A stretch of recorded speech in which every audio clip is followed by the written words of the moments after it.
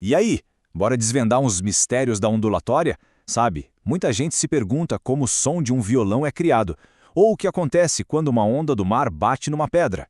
Hoje a gente vai entender direitinho os princípios por trás disso tudo, focando nos conceitos-chave da física das ondas.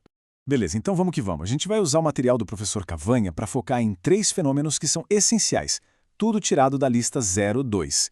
Primeiro, a velocidade de uma onda numa corda. Depois, o que acontece quando essa onda bate e volta. E por fim, o que rola quando ela muda de um lugar para outro. Para começar, vamos pensar. O que será que define a velocidade de uma onda numa corda? Pensa na corda de violão. Por que cada corda tem um som diferente, uma nota diferente? A velocidade da onda ali tem tudo a ver com isso. E para calcular isso, existe uma fórmula específica, a relação de Taylor. E ela é genial, porque conecta as características físicas da corda, tipo o quanto ela está esticada e o quão pesada ela é, com a velocidade que a onda viaja por ela.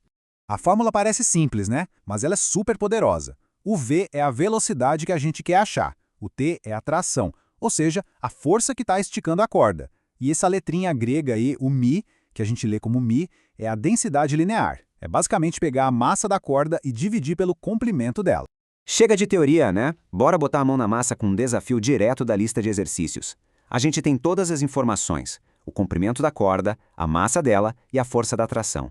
A nossa missão? Descobrir a velocidade da onda. Primeira coisa, gente, é sempre prestar atenção nas unidades. A gente precisa converter gamas para quilogramas para tudo funcionar direitinho. Depois, a gente calcula a densidade linear, o nosso μ, dividindo a massa pelo comprimento, com a tração T e o μ na mão. É só jogar na fórmula. A raiz quadrada de 2,5 dividido por 0,1 dá a raiz de 25, que é exatamente 5 metros por segundo. Moleza! Ok, a gente já sabe calcular a velocidade. Mas e quando essa onda, viajando a 5 metros por segundo, chega lá no final da corda? Ela simplesmente desaparece? Claro que não. É aí que entra o nosso próximo fenômeno.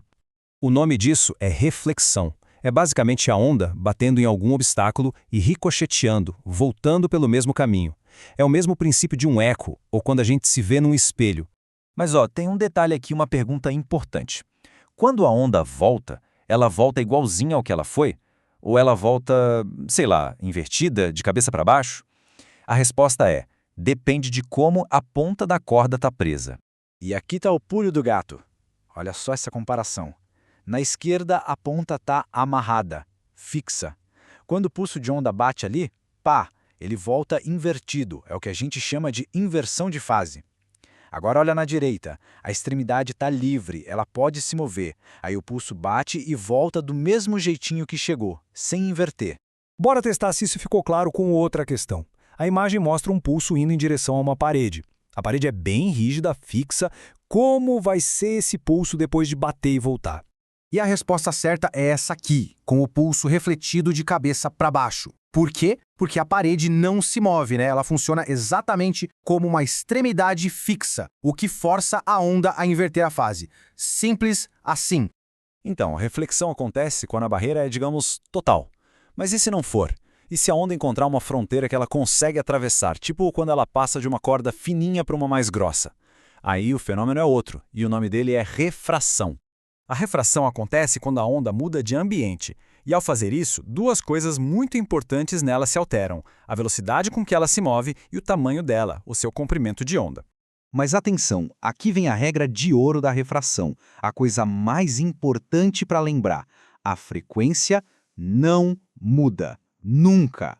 Pensa que a fonte que cria a onda é tipo o coração dela batendo num ritmo fixo. Esse ritmo, a frequência, continua o mesmo, não importa por onde a onda passe. Essa tabela resume tudo perfeitamente. A frequência é como se fosse a identidade da onda. Ela fica lá, travada na fonte. Já a velocidade e o comprimento de onda são flexíveis. Eles se adaptam às condições do novo meio.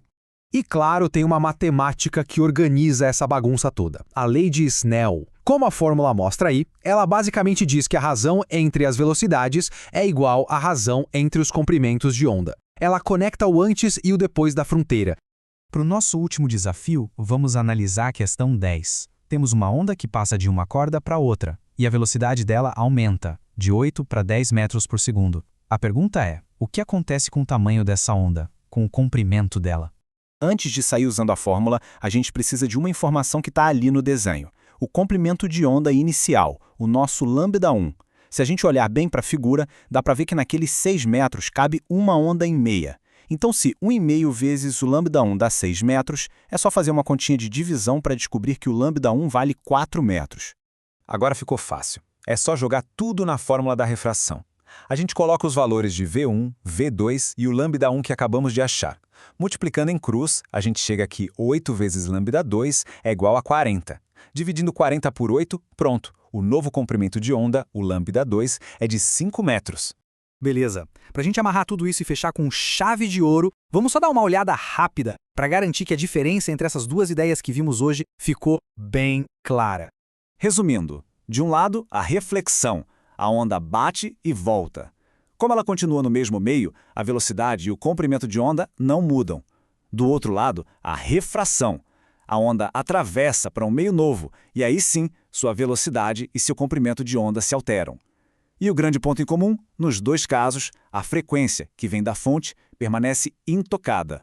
E para a gente terminar pensando um pouco, a gente viu que a relação de Taylor e a reflexão são a alma de um instrumento como o violão. Mas fica a pergunta, será que a refração, essa mudança de meio, também aparece na criação de música? Onde mais será que esses fenômenos estão escondidos por aí no nosso dia a dia? Fica aí a reflexão.